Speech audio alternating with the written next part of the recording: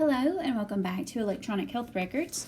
We're moving on into Chapter 3 and we're going to be talking about the record software used in EHRs. So, if you want to follow along in the book, we're going to start on page 68.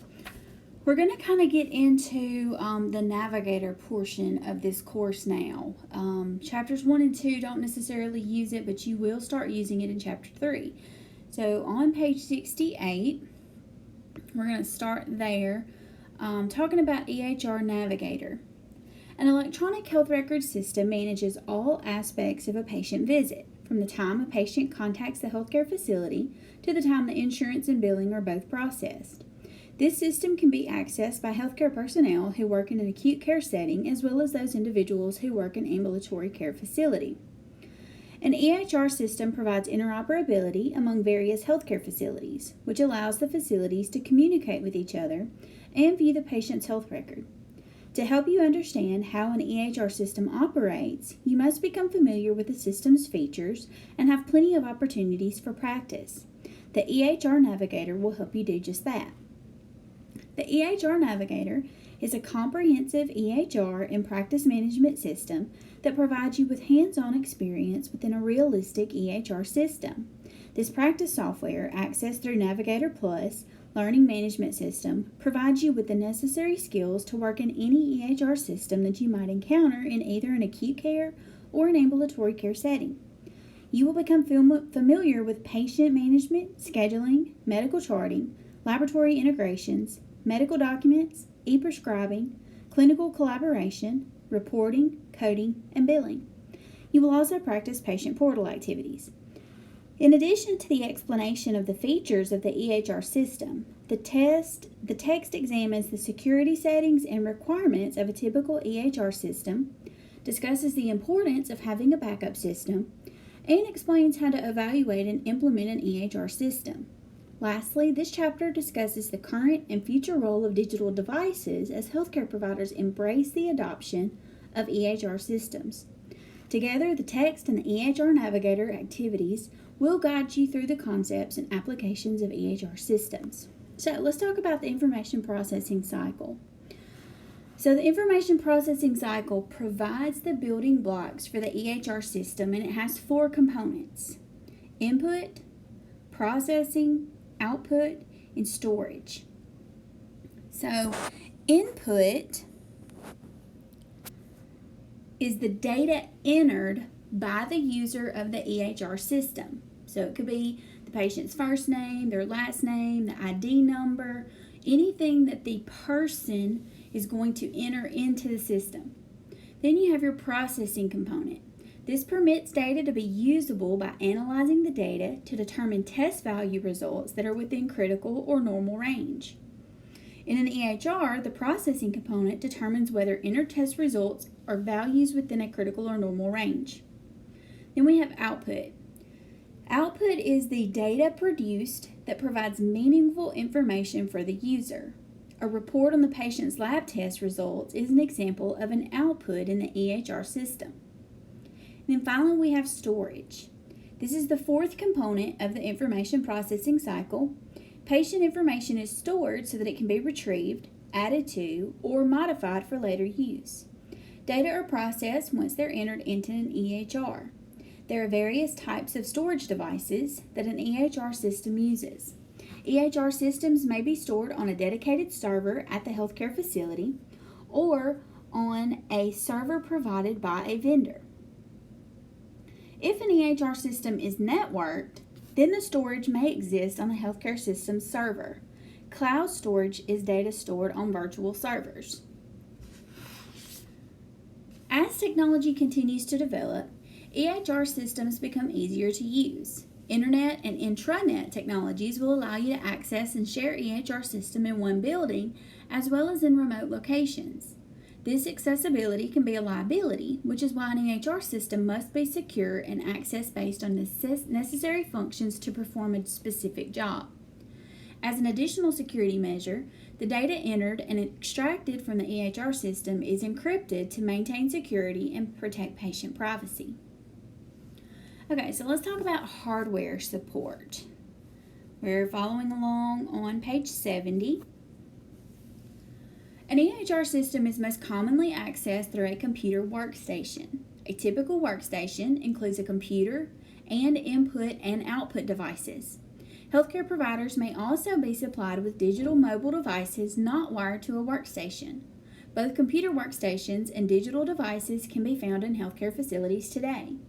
An input device, such as a keyboard, mouse, scanner, microphone, camera, stylus, or touchscreen, is used to enter data into the EHR system.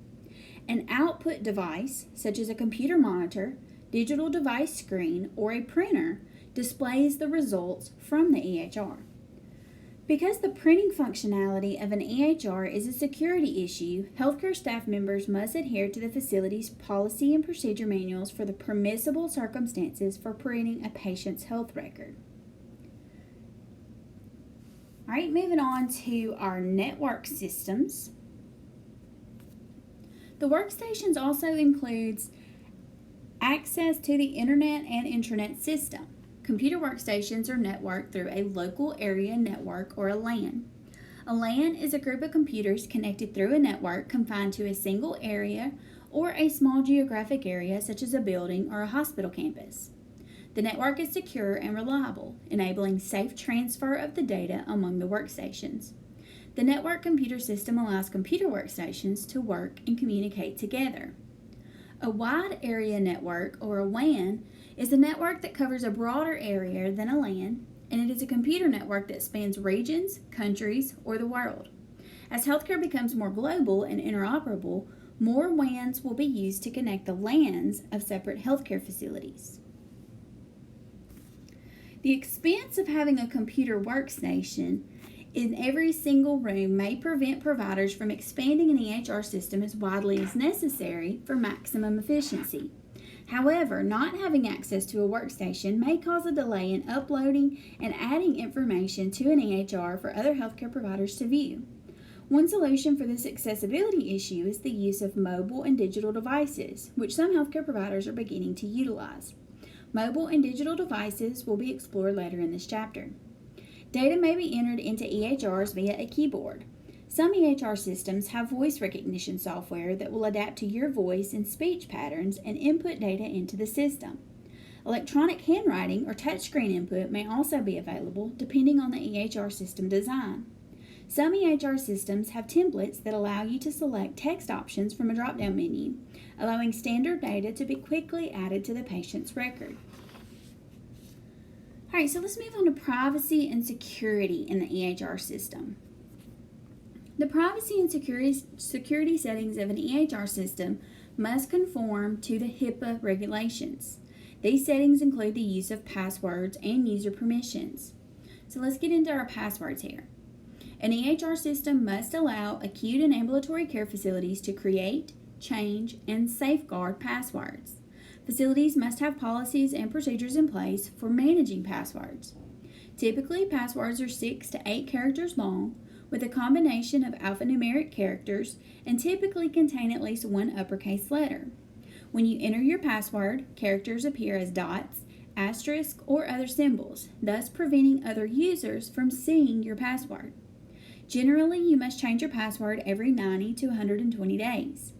In addition to using a password to enter the system, specific areas of an EHR system may also be password protected to maintain the privacy and security of patient health records. The password is encrypted in the transmittal process between your workstation and an EHR system. An audit manager or administrator records the user logins and logouts to monitor use of the EHR system.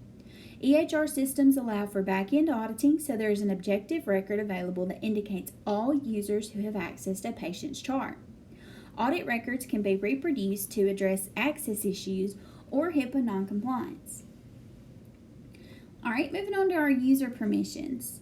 An EHR contains a patient's protected health information. If you're an employee of an acute care or an ambulatory care facility, you must have a unique username that registers your identity and tracks your activity in the EHR system. Each user access to information is based on the type of information he or she will need to view or modify. Therefore, users are assigned access according to their job functions. All right, moving over to page 74, we're going to get into hibernation mode here. When a user steps away from their workstation, an EHR system should be set to hibernation mode. This is a privacy feature that prevents disclosure of PHI. Patients and healthcare providers alike may be able to see a workstation as they pass by, so the information on the screen must be protected. When you're not actively using the EHR system, or if you must step away for a few minutes, it must be in hibernation mode. If you do not set hibernation mode manually, it will automatically go into hibernation mode after a period of inactivity. To escape the hibernation mode and re-access a patient's health record, you must re-enter your username and password. And so if you look at slide 14, it's going to summarize the password protection, user permission, and hibernation mode. So that's a really good slide to have. All right, so we're going to move on to the next slide, moving over to page 75. Now, we're getting into EHR Navigator here. So in this chapter, as well as throughout this textbook, from here on through each chapter, you're going to have hands-on tutorials, practice assessments, and assessments using the web-based EHR Navigator that was going to provide you with some practical experience. Now, the tutorials are up to you to do. The practice assessments are up to you to do. You can decide whether or not you want to do those. But the assessments, you will be assigned these as part of your lab grade for this course. So if you choose to do the practice assessments, it's going to do nothing but help you when it comes time for you to actually do those assessments for a grade. So just know that again, those practice assessments are up to you. The assessments you will do for a grade each week. Now, going down into the capabilities of the EHR system. The Office of National Coordinator for Health Information Technology, which is ONC, has defined the capabilities that are necessary for the meaningful use of EHR technology.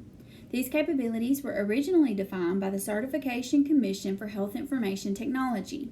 This is the organization that was previously responsible for certifying EHR systems. These capabilities include functionality, interoperability, and security. Functionality is the ability to create and manage EHRs for all patients in a healthcare facility. In addition, functionality includes the ability to automate workflow in a healthcare facility. Interoperability is the ability of an EHR system to exchange data with other sources of health information, including pharmacies, laboratories, and other healthcare providers. Interoperability is achieved through standards such as HL7, which aims to facilitate sharing and transferring clinical information from one system to another. Security is the standard that prevents data loss and ensures that patient health information is private. All right, so in the next several pages, you're going to actually be getting into everything that's going on within the EHR Navigator. So it's going to kind of take you through the different menus and the different options that are within North Star Medical Center. That's where this EHR, Practice EHR is taking place, North Star Medical Center. So if you look over at page 77, it's going to take you through the different menus. It's going to take you through the different settings that users can edit facility information. That's where you can grant user permissions. You can customize features. And then you also have your on page 78 users submenu. Over on 79 you have profiles and your facility submenu. Over on page 80 we get into permissions and templates. And then over on 81 you get back into your administrative features. So on the home menu, there are 6 submenus: calendar, to-do, appointments, patient tracker, and messages. The calendar provides quick access to specific dates, and the to-do screen allows you to create reminders, prioritize activities, and organize lists to be more efficient and effective on the job. Appointments displays appointments for the current week, and Patient Tracker identifies a patient's physical location while he or she is in the facility. And Messages is an internal communication tool for all users of EHR Navigator. All right, going over to 82, we're kind of getting into more of the administrative features here. You can run and evaluate reports. You can look at your EHR incentive program payments for HITECH for meaningful use. You can run meaningful use reports. And then you have a user activity feed that's built into the reports options. Then we get over into billing. Billing is over on page, page 89. Then we're going to keep going. And then we get back into more information. Then we get into the charts, the actual charts of the patients. You can get in charts on page 92. So really this part of the chapter is going to be up for you to look through, look at these different figures within the PowerPoint and within the textbook itself. Then we move over into documents. Getting into our documents here. Then we see our e-prescribing. Then we see our lab and diagnostic results. We're going to run into orders here, computerized physician order entry, over on page 97. All right, so it's going to be up to you to kind of go through that section, be aware of each of these areas within the Navigator Plus, the EHR Navigator system, and take care of those assessments within this chapter. So we're going to go over on to page 98, picking up with slide 34, talking about the backup and accessing EHR systems. So EHR systems can be web-based or locally installed. Regardless, the EHR system data belongs to the healthcare facility. If the healthcare facility decides to switch from a web-based to a locally installed EHR system, the data may be exported from a cloud-based server into the local EHR system. No matter what type of server is used, the EHR system must have a secure backup plan. This contingency plan is critical in the event of a disaster that destroys the health records. Web-based or locally installed EHR systems should have a secure backup system. A healthcare facility that has a locally installed EHR system should have its backup plan recorded in the facility's policy and procedure manual. The backup system must provide an exact copy of patient health records.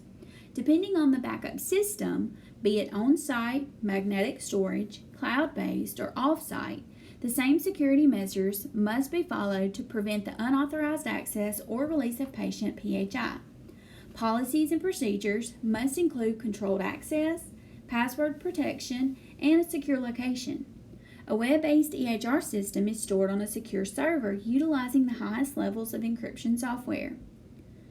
An EHR system may be accessible through a mobile device such as a smartphone or a tablet with computer capabilities. Mobile devices allow you to remotely access the EHR system, which will help improve your productivity and quality of patient care. Healthcare providers may choose to use a mobile device because they can bring the device with them when caring for patients. These easy-to-use devices help inform and show patients images such as the location of an injury. However, digital devices in a healthcare facility are not without their challenges. You must ensure that they comply with the security requirements of HIPAA, and integration within the EHR system can be difficult with some devices. All right, so moving on into our chapter summary here. This is a relatively short chapter if you don't take into account that I did not cover all the different sections within Course Navigator or EHR Navigator. So again, be sure to go through those, be familiar with each of those sections, since I'm sure you're going to have some assignments related to those. So let's pick up with the chapter summary on page 99. So there are two primary healthcare settings, inpatient and outpatient, and each setting requires its own features within an electronic health record system. Rather than learning one specific EHR system, mastering the knowledge behind an EHR system allows you the flexibility of working with a variety of EHR systems that you may encounter in the workplace. ONC certified EHRs possess similar capabilities and functions as a result of standardized requirements for compliant EHRs. With that in mind, the EHR Navigator provides you with the hands-on activities to help you master this basic knowledge. Assigning rights and permissions, managing and scheduling patients, reviewing medical documents, charting, reviewing laboratory results, filing e-prescriptions, and sending secure messages are all important features to understand, no matter what EHR system you use. The structure of an EHR system, such as the information processing cycle, is also crucial background knowledge to learn. Data security and accessibility are important features of an EHR system. EHRs should always have a backup system and a secure server location. Accessing this server via mobile devices is becoming more and more commonplace as mobile technology becomes more affordable, secure, and adaptable to various EHR systems. So again, as always, just like in Chapter 1 and 2, you have your acronyms and initialisms. And of course, your Check Your Understanding is going to be completed in EHR Navigator, and you will have assignments assigned, the assessments for Chapter 3. So again, read through this chapter, be familiar with all of the different menus and the options within EHR Navigator so that you will knock out those assessments with no problems. So happy reading and happy